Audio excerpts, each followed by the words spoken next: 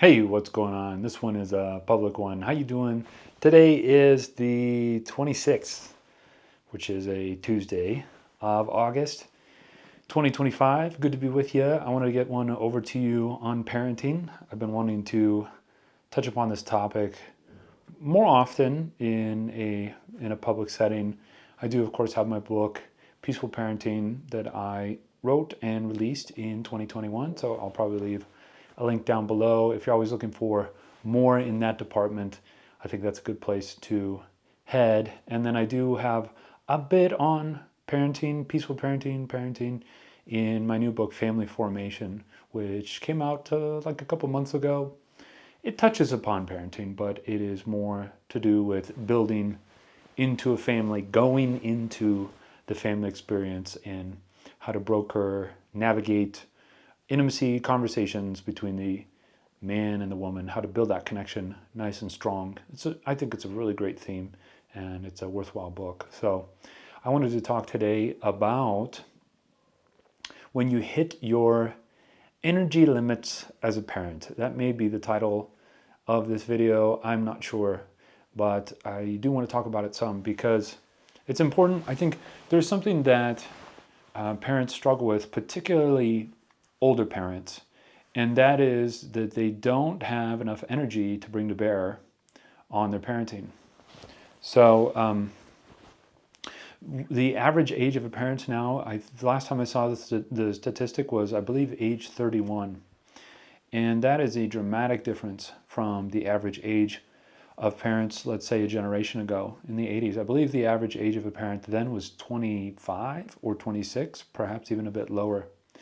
And so I think it's very important to recognize out the gate that the likelihood that you are in that you are the statistic that you're in the 30s is very high.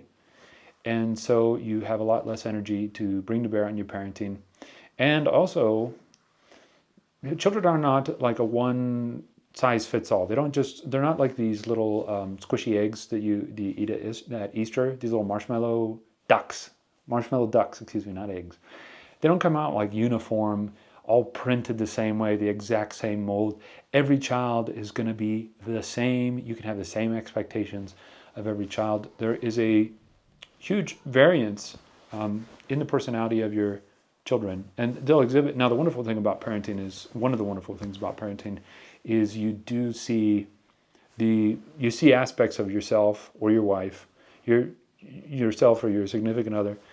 You see them in the kid, and then oftentimes you're transported back in time. And if you're doing peaceful parenting, there's a lot of being transported back in time because you're parenting in a much better way than you were parented. And it does heal you. It puts you in touch with old feelings, and it puts you find yourself in scenarios that echo the past, and then you're doing a lot better. And there's something deeply rewarding in that, and there's something that gives you a lot of peace in parenting that way. But in this variance, you'll find not only is it like different aspects of your personality, your spouse's personality, but also energy levels. Kids are going to be different energy levels. And some people will swear that having daughters is easier because they found that their daughters had lower energy levels. And some people say that having boys was easier because of whatever reason. And sometimes it's to do with energy levels. Oh, the boys had lower energy levels.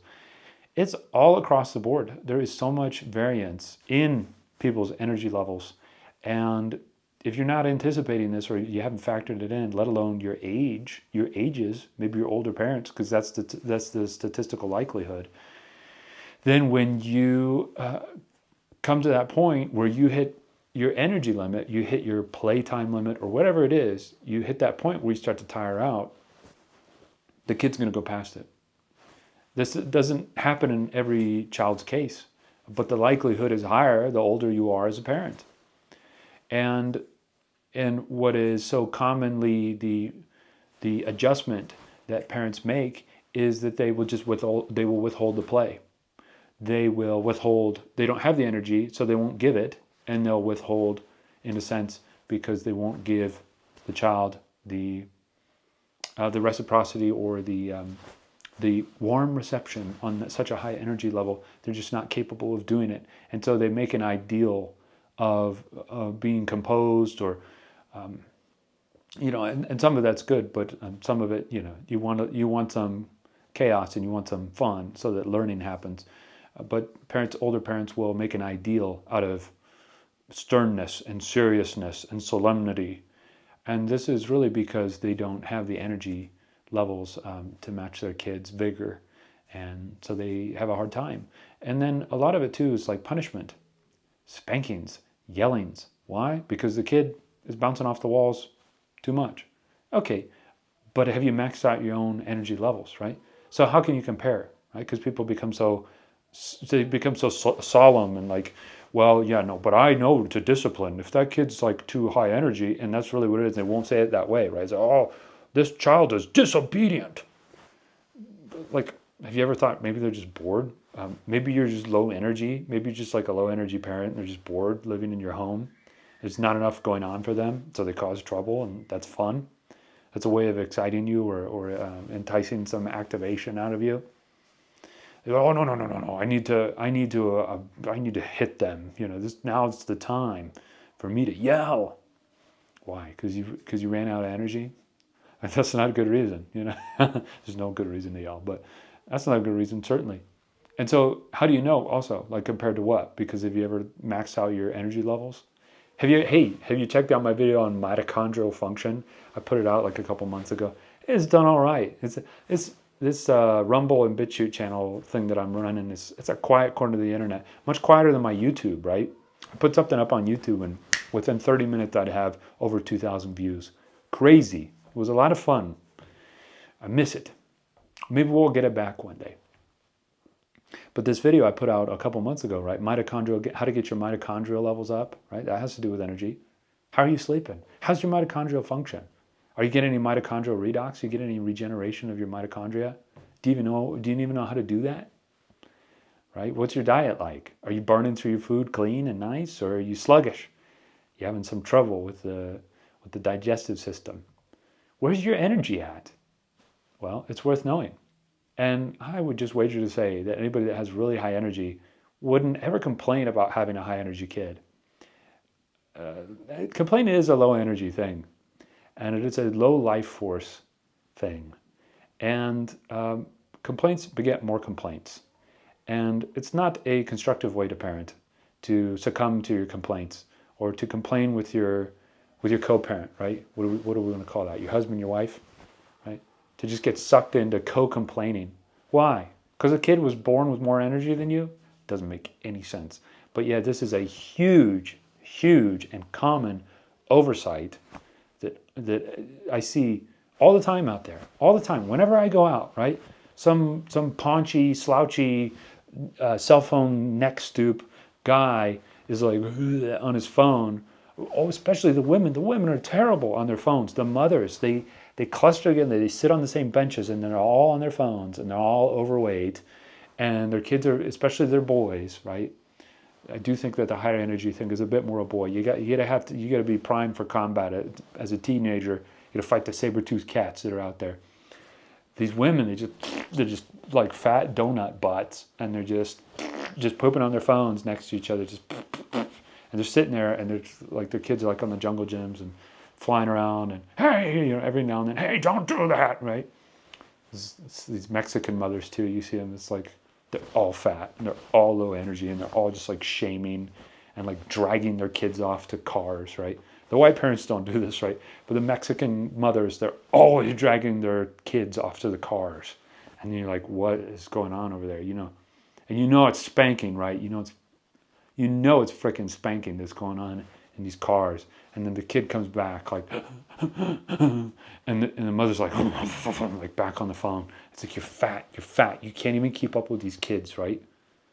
And the white parents are nicer, right? The white parents, and then you see the white parents that are fit, right? They're like winter parents, right? They're wearing their like Nike polos or whatever, the athleisure, The mother shows up and she's got like her nails all did, and she's got her Burberry bag or whatever, and she's all in her athleisure, and she's like fit, right? She's super fit, and she's like walking around like with a good posture, and her kids are all, bright-eyed and like cool, and they're having fun. Have you ever thought maybe you're just low energy? It happens to the best of us. Look, I'm 39 years old at the time of this filming. I'm lower energy than I was 10 years ago. But we got to work on it. We got to work on it. You got to keep it up. You made the choice to be a parent. The choice did not be the choice did not fall to the kid to be born to a low energy parent. They can't help that. So why would you bind them up in that? Right? But it happens. It happens. And I see it out. I see it out in the world. Oh my gosh! All these fatty parents can't keep up with their kids. They resort to yelling, or they resort to grabbing, and hauling their kids off to the car. What's going on over there? And then you wonder what's going on behind closed doors. If you run out of energy as a parent, I'll tell you what happens here, and it doesn't happen often. It's called a nap. If you wear out as a parent, just fall asleep. Okay? It's okay. Hey, are you tired? It's okay to fall asleep. Right? Just make sure no matches are out. Make sure no matches are out, and I don't know, like if you have to, like lock the door. Put some pillows out and just lock the door and fall asleep on the love seat or the recliner or whatever while the kids are high energy.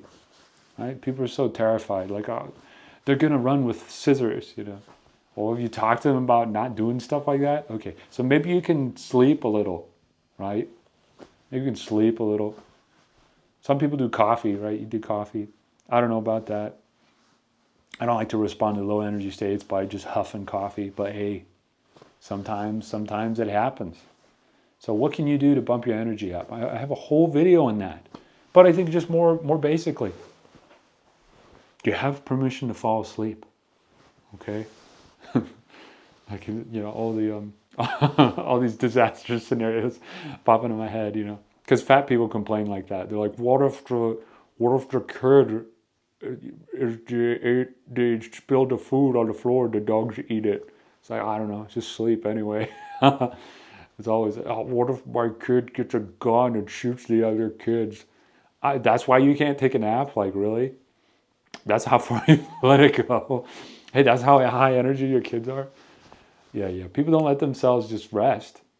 I don't know. Take them to the park and fall asleep on a blanket. Like, I don't know. That's not really, right? Kids that's Europe right now. You can't take kids to the park in Europe because some Muslim will just take them and hurt them sexually in the woods. It's a nightmare. It's a nightmare over in Europe. No parenting, just shit libs parenting their money, right? Parenting their pensions. No actual real parenting going on in Europe. So, maybe you got to make your adjustment or whatever, but you can find a way to nap. You can find a way to nap. So, people take for granted that they can nap, right? With some of these health troubles I've had, I didn't take a nap for 4 years once because I couldn't.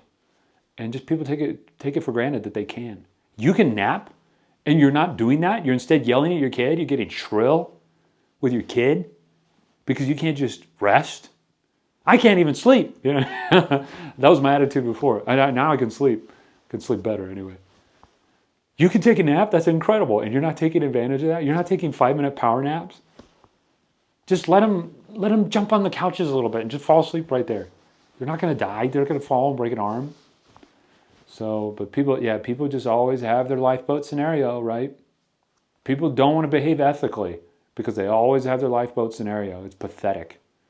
That's what a lot of politics is too today. It's just like people keeping you in fight or flight so that you'll believe lifeboat scenarios, so that then you'll hurt people. That's just what it boils down to. Anyway, this may be getting a little off topic, but yeah, that's what to do if you run out of energy. Are you an older parent? You're going to have less energy. Plan for that. I don't have to give you all the answers here. Do some thinking work. You can frame that out. Think to yourself. Infer from future potential circumstances. Okay, I will have less energy than my child. What are my contingencies? Right? Don't just leave it all up to Steve. Well, Steve didn't spit it out like a parenting robot, so I don't have to try. Right? Give it a whirl. Think about it. There are going to be people that are lower energy than you. Hey, that's kind of easy. And then there are going to be people that are higher energy than you. What are you going to do? Something to think about. It's all too common, and it gets reframed in other ways to excuse abuse. And I won't have it. You're low energy, deal with it. You're fat, deal with it. Don't bring that in your parenting. It's not right. Being fat when you have kids is child abuse. See ya.